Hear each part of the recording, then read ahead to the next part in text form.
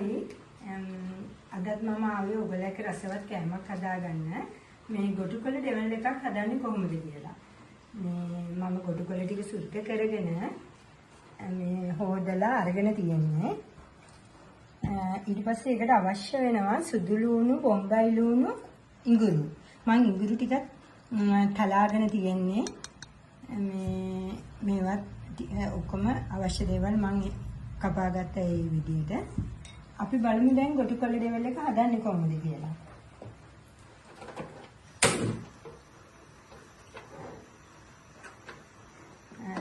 Extra මාර්ජරින් මම පාවිච්චි කරනවා.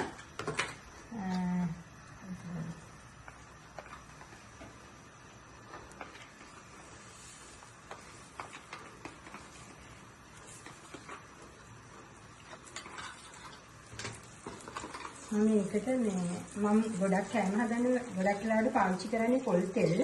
හොඳ පිටිසිඳු සුදු පොල් තෙල්. මම ඒකන චූට්ටක් විතර දානවා.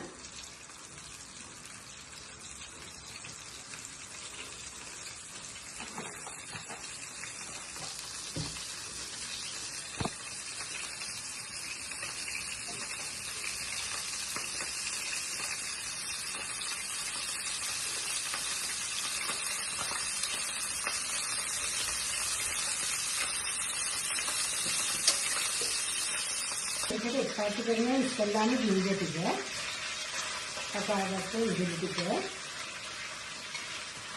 ඊළඟට සිදුලුණු ටික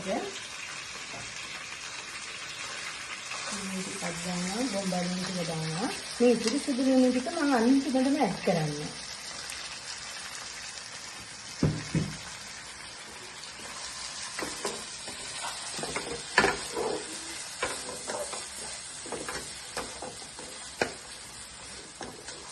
මේක ලස්සනට කොළ පාටට තමයි හදාගන්න ඕනේ. රසයි. අර කංකුන් ඩෙවල් කරනවා වගේම ගොඩකොළ ඩෙවල් කරාම හරිම රසයි. ෆ්‍රයිඩ් රයිස් එකක් හදලා කංකුන් ගොඩකොළ ඩෙවල් එකක් හදලා කන්න පුළුවන්. දැන් ඊට පස්සේ චුට්ටක් විතර ගින්දර වැඩි කරන්න ඕනේ. මම ඊට පස්සේ මේ ගොඩකොළ ටික මේකට දානවා.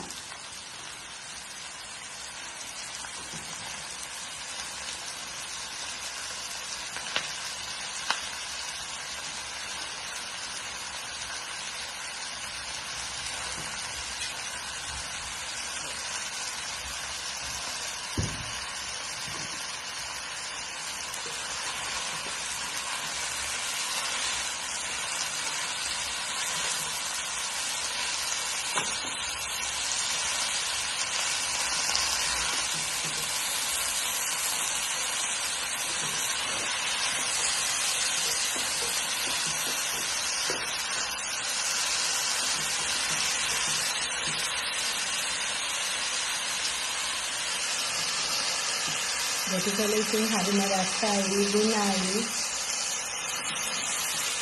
හැම දෙයකම ගොටුකොළත් හොඳයි සීනස් එක හොඳයි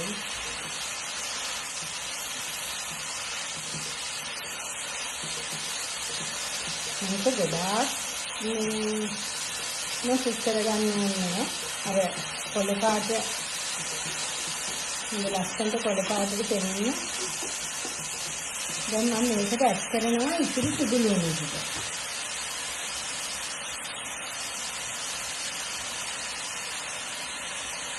මේකට ඕනනම් අවශ්‍ය නම් ඔයගලන්ට කජු ටිකක් එහෙම දාගන්න පුළුවන්. කජු ටිකක් එහෙම දාගත්තම හරිම ලස්සනයි, රසයි. කැමරේස් එකට තියනකොට නම් හරි ලස්සනයි. කජු ටිකක් උඩින් දාගත්තා. මම මේ විදිහට තමයි එකයි මම සුදු ලුණු ටිකක් ලොකුවට මේ වගේ කපාගෙන මේක හැදුවේ. හරිම රසවත්. ඕගොල්ලෝනුත් මේ ගොටුකොළ ඩෙවල් එක හදලා බලන්නකෝ.